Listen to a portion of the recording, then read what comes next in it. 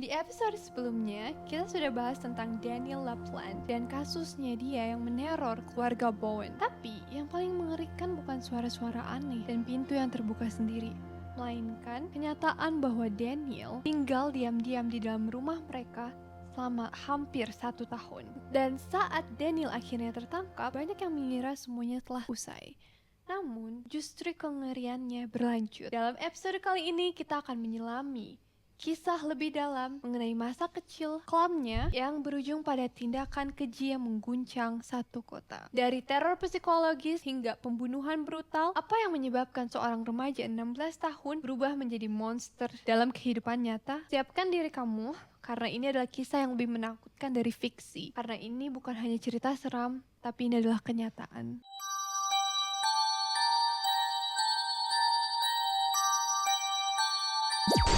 Konten dalam podcast ini mengandung tema-tema yang berpotensi memicu ketidaknyamanan, seperti deskripsi grafis tentang tindakan kekerasan, pembunuhan, kematian, trauma, mental illness, ritual, sihir, dan hal-hal supernatural lainnya seperti hantu. Jika kalian merasa sensitif dengan topik-topik ini, disarankan untuk melanjutkan dengan hati-hati atau mempertimbangkan untuk melanjutkannya atau tidak. Turn down the lights, snuggle up tight, and get ready for another Talk Tales. Siapa bilang kalau urban legend, mitos, dan cerita rakyat tidak memiliki basis fakta? Bagaimana kalau hal yang selama ini kita anggap sebagai tidak nyata malah memiliki kenyataannya di dunia nyata? Selamat datang di Talk Tales, di mana kita akan membagikan kisah legenda yang bertemu dengan realita dan mitos yang tidak hanya cerita. Nama aku Diski dan aku bersama dengan Emma Fina. Kita mulai aja langsung ke episode kali ini, karena sebelumnya kita telah menceritakan tentang kasusnya. Sekarang kita masuk tentang siapa itu Daniel LaPlante. Nah, Daniel adalah seorang pria yang lahir pada tanggal 15 Mei 1970 di Massachusetts. Masa kecil dan pendidikannya dipenuhi dengan kekacauan dan ketidakstabilan. Tak lama setelah kelahirannya, kedua orang tuanya itu bercerai, meninggalkan Daniel untuk tumbuh dalam keluarga single parent. Karena ayahnya sudah tidak ada dan ibunya yang bernama Elaine harus bekerja keras untuk memenuhi kehidupan hidupnya dan anaknya satu-satunya, sehingga Daniel ini harus menjalani hidup sendirian. Keadaan berubah ketika Elaine menikah dengan suami keduanya. Daniel memiliki keluarga yang lebih banyak sekarang. Ada seorang ayah tiri, 2 adik laki-laki, dan bahkan entah kenapa ayah kandungnya tiba-tiba menawarkan dirinya untuk membantu mengasuh anak yang selama ini dia tidak ada di dalam kehidupannya Daniel. Tiba-tiba dia muncul. Namun Daniel tidak merasakan kebahagiaan memiliki keluarga yang lengkap, tetapi hal ini mendorong Daniel ke kehidupan yang selamanya akan merubah dia menjadi monster berdarah dingin. Oh my god. Karena ayah kandungnya dan ayah tirinya melakukan kekerasan dan pelecehan fisik dan seksual selama bertahun-tahun dari dia masih kecil. Dan ini membuatnya mengalami tekanan yang besar sehingga terganggulah mentalnya. Dan ketika dirinya dibawa untuk dibantu menangani gangguan mentalnya, bukannya malah membaik, Daniel malah masuk ke jurang yang semakin membuat kondisinya parah. Ia bilang bahwa psikiater yang seharusnya menolongnya justru melakukan kekerasan seksual terhadapnya di balik pintu yang tertutup. Oh my god. Psikiater Daniel mendiagnosisnya dengan gangguan hiperaktif dan kemudian memanfaatkan kerentanan Daniel untuk melakukan kekerasan seksual selama lebih dari setahun dalam sesi mereka. So horrible. Yeah, you go there to get help. Ya, not only that, tapi Daniel ini seakan-akan dipenuhi dengan misfortune hidupnya. Karena di kehidupan sekolahnya, ia kesulitan untuk mengikuti pelajaran. Karena dia didiagnosis menderita disleksia sejak usia dini. Jadi dalam kehidupan bersekolahnya pun dia tidak bisa mengikuti pelajaran. Waktu itu dia bersekolah di Saint Bernard's High School di Fitchburg, di mana orang-orang seperti siswa dan guru menggambarkan dia sebagai sosok penyendiri, tidak terlalu ramah dan aneh. Kata teman sekolahnya yang bernama Patrick McQuagan yang berbicara kepada Berita Kabar bulan Desember 1987, dia mengatakan bahwa Daniel tuh orangnya nggak ramah, tidak suka pergi ke pesta, dan tidak banyak bicara. Ketidakmampuan Daniel untuk bersosialisasi, sikapnya yang canggung, nilainya yang buruk, dan kekurangan kebersihan membuat dia tuh dikucilkan dan mendapatkan ejekan yang nggak menyenangkan didengar. Semua hal ini memicu stres yang utamanya membuat perilaku aneh dalam diri Daniel yang menyebabkan dia memiliki perilaku yang kriminal. Ia mulai membobol rumah-rumah di lingkungan tempat tinggalnya. Dia mencuri barang-barang dan membobolnya hanya untuk membuktikan kalau dia tuh mampu. Di saat usianya masih 15 tahun, ia setelah ditangkap beberapa kali karena membobol dan memasuki rumah orang untuk melakukan pencurian. Dan bukan cuma itu, tetapi dia sangat menyukai atau memiliki hobi untuk bermain-main dengan keluarga yang tinggal di rumah yang ia masuki, seperti memindahkan barang-barang, sengaja menaruh barang-barang di tempat yang tidak pada tempatnya, dan meninggalkan barang-barang untuk menakut-nakuti pemilik rumah itu. There's something wrong with him mentally. Yeah, I think because dia mendapatkan rasa power gitu loh untuk melakukan hal-hal ini. Yeah, I think so. Nah, untuk membuat kalian flashback tentang kisah yang ditayangkan episode lalu, selama beberapa minggu di akhir musim gugur tahun 1986, Daniel kan membobol rumahnya Tina dan keluarganya.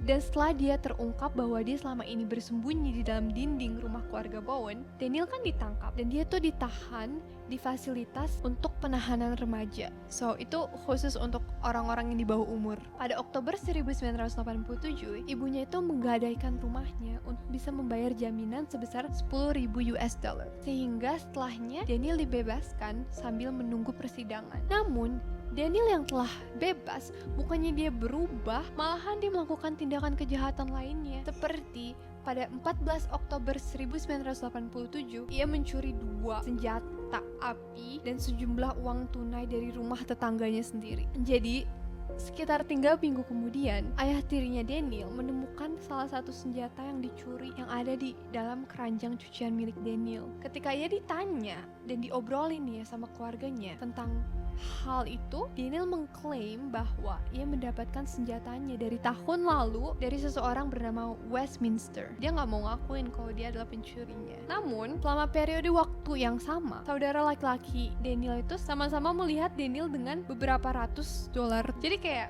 kok dia bisa mempunyai uang sebanyak itu? Where did he get the money? Padahal dia kan nggak punya kerjaan dan dia tuh nganggur doang. Di tanggal 16 November 1987 pada pukul 11.30 sampai 15.30 dia membobol another house. Di sana dia membobol dan dia mencuri telepon nirkabel, deck TV kabel, remote dan koleksi uang antik. He's so problematic. Nah, kalau kasus-kasus yang tadi aku sebutkan adalah pencurian biasa, namun yang dilakukan selanjutnya adalah hal yang sangat parah. Pada tanggal 1 Desember 1987, seorang suami dia melaporkan kematian keluarganya. Dan tragedi ini sangat mengenaskan. Di dalam rumah mereka sendiri, seorang ibu yang setengah hamil ditemukan meninggal tergeletak dengan tubuh tanpa busana dan bed cover serta bantalnya dipenuhi oleh darah. Oh no.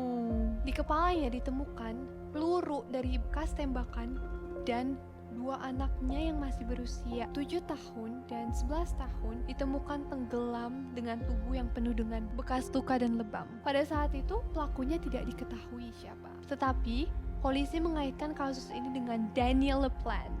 Namun mereka tidak memiliki bukti yang jelas untuk menangkapnya. 2 hari kemudian, polisi mendatangi rumah LaPlante untuk menginterogasinya lebih lanjut. Melihat polisi mendekat, LaPlante tuh melompat dari teras dan melarikan diri. Dari sini, polisi tuh mulai curiga dan yakin kalau dugaan mereka, dialah pelakunya itu meningkat. Perburuan dilakukan dengan melibatkan polisi, anjing polisi, dan helikopter. Sementara itu, LaPlante melarikan dirinya, tapi akhirnya pelarian ini berakhir dengan happy ending. LaPlante ditangkap oleh 2 polisi. Nah, setelah dia ditangkap, kasus tragis yang menimpa keluarga ini akhirnya terkuak. Jadi, korbannya itu adalah Priscilla Gustafson. Pada saat kematiannya, dia berusia 33 tahun. Dia adalah seorang guru TK yang sedang hamil anak ketiganya. Setelah dia pulang ke rumahnya, dari dia menjemput anak laki-lakinya yang bernama William, berusia 5 tahun, dia bertemu dengan Daniel yang membawa senjata api yang dia curi beberapa minggu lalu. Setelah dia ditodong, si Priscilla ini tuh didorong untuk masuk ke kamar tidur.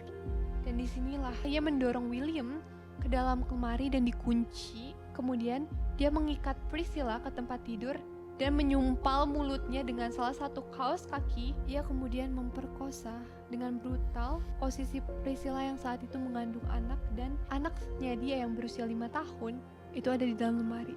Kejam banget gak sih? Yeah, I hate it. Iya, setelahnya dia tidak mau memberikan belas kasihan. Dia malah menghabiskan nyawa Priscilla dengan menembaknya 2 kali di kepala dari jarak dekat. Oh my Sehingga god. isi dari kepalanya darah dan otaknya itu sampai kayak muncrat gitu ke bantal-bantalnya. Oh my god, brutal banget. Daniel kemudian menarik William keluar dari lemari, membawanya ke kamar mandi dan menenggelamkannya di bak mandi.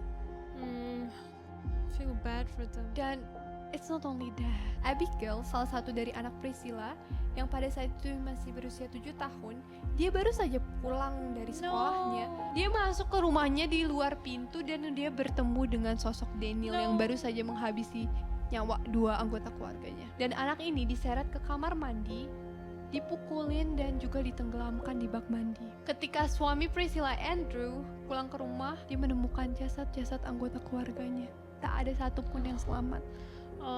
Semuanya meninggal dengan tragis, dan akhirnya dia nelpon polisi. Daniel LaPlante dijatuhi hukuman, yaitu 3 hukuman seumur hidup berturut-turut atas pembunuhan tersebut. Dalam suatu sidang, seorang psikiater forensik memutuskan bahwa Daniel harus ditahan di penjara karena dia tidak memiliki empati dan rasa penyesalan atas pembunuhan tersebut. So he's a sociopath. Iya. Dan itulah kisah Daniel LaPlante dan kisah tragis bagi para korbannya. Hingga sampai sekarang aku baca, Tina Bowen masih memiliki trauma atas kejadiannya. Of course. Dan menurut aku sosok Daniel LaPlante itu lebih menyeramkan dari kisah horor atau monster. Iya, sumpah. I hate it. Gives me chills to think about. Like for example, if we're home alone gitu, kita nggak tahu siapa yang di rumah gitu kan. Maybe someone is there upstairs in the rooms. That scares me more than any ghost. Jadi ya, sebenarnya dia sendiri tuh korban dari keluarganya gitu ya, korban hidup. Tapi it doesn't excuse his wrongdoings. It doesn't excuse what he did. Yeah. Dia bisa saja memutuskan menjadi orang baik, tapi dia memutuskan menjadi orang yang jahat. Dan korban-korbannya itu emang mereka orang yang bersalah, enggak kan? And that's it guys from today's episode. Kalau kalian mau mencari tahu lebih lanjut tentang nasibnya Daniel, sekarang Daniel masih di penjara. Dan beberapa kali dia telah kayak mengajukan keringanan tapi tidak diizinkan. Good. Dan detail ceritanya kalau kalian ingin mencari lebih tahu, kalian bisa search on Google ya. Nah, kalau kalian suka cerita misterius, horror, urban legend, dan cerita-cerita hantu, kalian bisa nonton podcast kita Taktil setiap hari Selasa dan Jumat di Spotify, YouTube, and Apple Podcast. Sekian dari kita, bye!